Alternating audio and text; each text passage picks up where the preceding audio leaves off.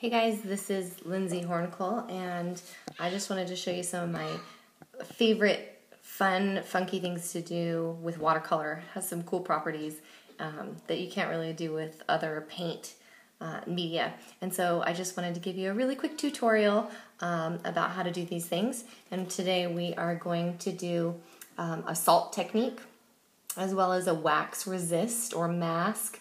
I'll show you how to do wet in wet and even drop a few droplets of rubbing alcohol into wet watercolor. Now the key with all of these is that they are just the right amount of wetness. You also usually want to do paint colors that are strong in color so that you can see the contrast. Contrast means difference, and in our case it's a difference between a bold color and the white of the watercolor paper. So we do have a difference. So we're going to try this out, kind of going like this, and I will pick it up and show you what I'm doing as I go. So I just have a really basic small paintbrush. It's an number 8 round, and then I have my palette, which is crazy awesome, and I've had it for, oh man, probably 15 years. With really excellent paint inside. Poor thing is falling apart. The first thing that we're going to do is break up a piece of paper into separate boxes, and I just put a margin between them so they don't bleed together as I'm doing this demonstration. And here we've got clean water, and all I'm going to do is paint the entire box where I'm going to do my wet in wet demonstration. And so I don't want it puddling. You can see that I'm holding it vertically, and it's not going to drip out of the box, but it certainly is saturated. It's very wet without puddling. I'm going to choose 2 dark colors, or 2 strong colors, I should say. And when I talk about dark, sometimes that can mean bold and strong, and usually that is in fact what it means when I'm teaching. But dark doesn't always mean with black in it. A lot of beginners tend to just put black, and I think that's the only way that you can darken something, and that's not true. So here I've done a turquoise on one side of my square. It's called wet and wet because I've got a wet area into which I am dropping wet paint. And I'll show you up close what this looks like and what's going on here. And so these two paints are mingling on the surface of the paper. Really what's happening is their borders are mingling. They're not, the blue is not mixing entirely with the red, but their borders, their edges are in fact having a conversation, you could say. They're moving fluidly on the surface of the paper, and if it was too dry, it wouldn't do this. If it was too wet, it would puddle. And you can see there's a little bit of purple kind of showing up right there, but you don't want a big puddle of purple in the middle. That's not what we're doing, otherwise I would have had us mix some purple. Okay, so that's wet and wet, and that's the basic technique that you want to do for all 3 of the other methods here. And we're going to start with salt, and it's really kind of cool, this, I guess, I don't know, scientific process that happens. So with our salt, we're going to do the same thing with our, I should say, with our little square that we've got labeled as salt. I'm going to paint the whole box with clean water.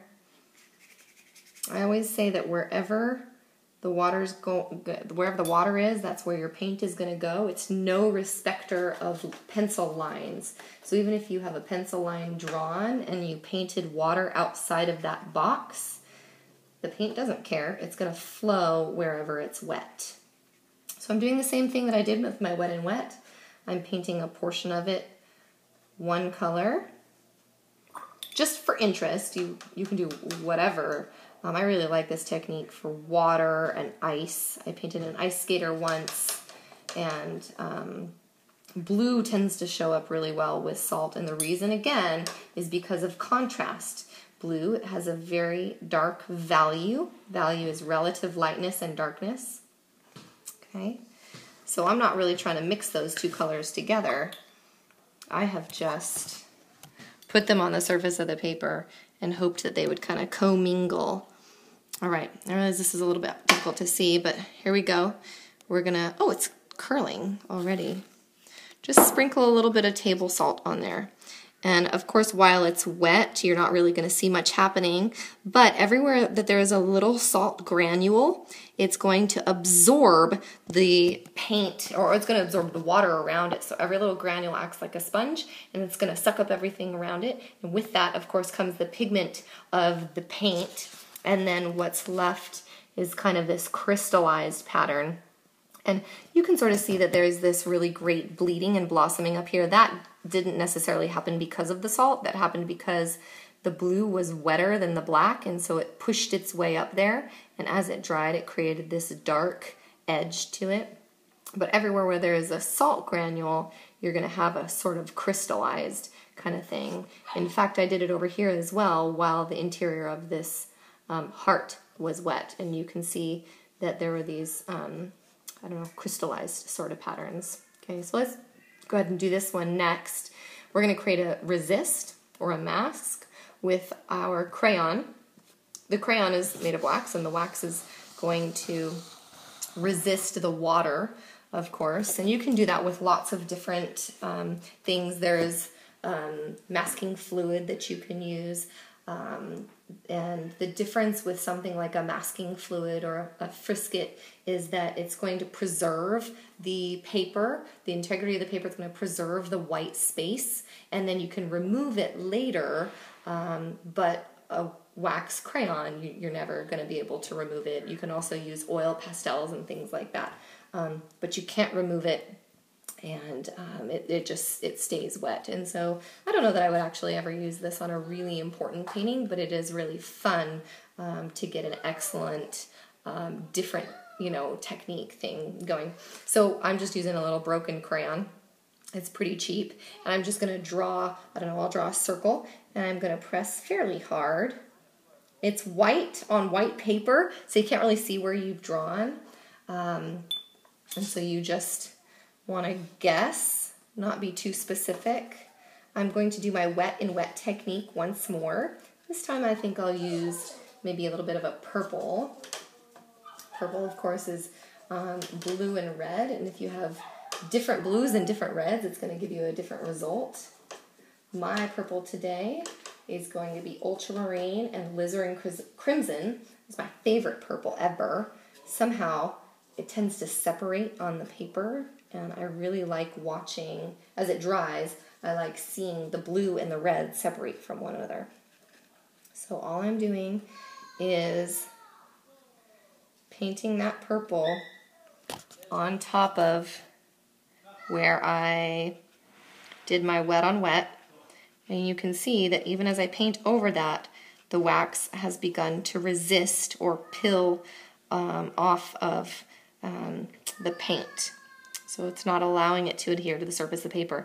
If that wax were masking fluid or frisket, then once the masking fluid is dry, that's when you can paint. And then after the paint has begun to dry, then you can remove the masking fluid, and it's a little bit like rubber cement, and just kind of peels off, and kids love that. It looks like boogers when it's dry, and that's real fun to find those around the classroom. Here I have just plain old rubbing alcohol. I don't need much of it, so I'm going to just pour it into a little jar. And in this case, the first thing that I want to do is paint my area with wet and wet. And again, I'm going to use a bold color or kind of a dark color so that I have a good dark contrast. And each droplet of the rubbing alcohol creates sort of this fisheye effect. And it pushes it away, and it's kind of neat. It's really, really interesting, and it dries very quickly. You know, alcohol dries very, very quickly. So I'm going to do my wet and wet first. Paint the square. It's not puddling, but I'm definitely giving this paint a surface on which it can move around and flow. And it picked up some of the blue from my salt, so it just kind of bled into the square next to it, which is fine by me. It's kind of cool when that happens. So I'm going to go back to my reds. I don't know why, I'm trying to make a pretty little balance here on my paper.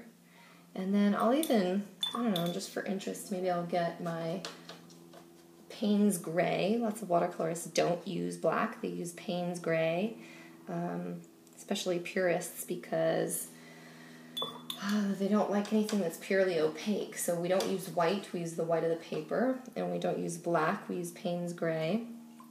And so I'm not trying to mix these two colors on the surface of the paper, I'm just trying to put enough color on here that you can see what happens with this rubbing alcohol. Okay, so, oops, got my alcohol instead of my water. That always happens when it is drinking alcohol as well. People always go for the wine glass instead of the water glass, and they get that mixed up. So what I want is my paintbrush full enough that it's going to be able to drip off the surface, or drip off the paintbrush if I shake it. You could alternatively use an eyedropper or something like that. I'm gonna get the camera really close so you can watch this in action. It's pretty cool when that fisheye occurs. You get little droplets and big droplets, and can't always control where it's going, which is kind of fun. But if you wanted to control it a little bit more, you know, you could always create like a mask or a block with another piece of paper.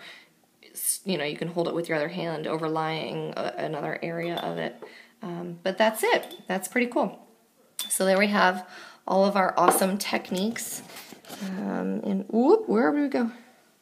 In watercolors. So we have, we did the wet and wet first, and then we did that same technique in order to put the salt in. And if that area, if that paint is too dry, the salt won't have anything to suck up, and if it's too wet, it'll just be totally saturated. We did our wax mask, and you know, you can do all kinds of masks. And then we did the alcohol, which is super cool. So thanks for watching, and I hope that you guys try out some of these fun techniques in the middle of some of your other paintings, or just do something fun and abstract, or this is really cool to do with kids as well. Thanks, bye.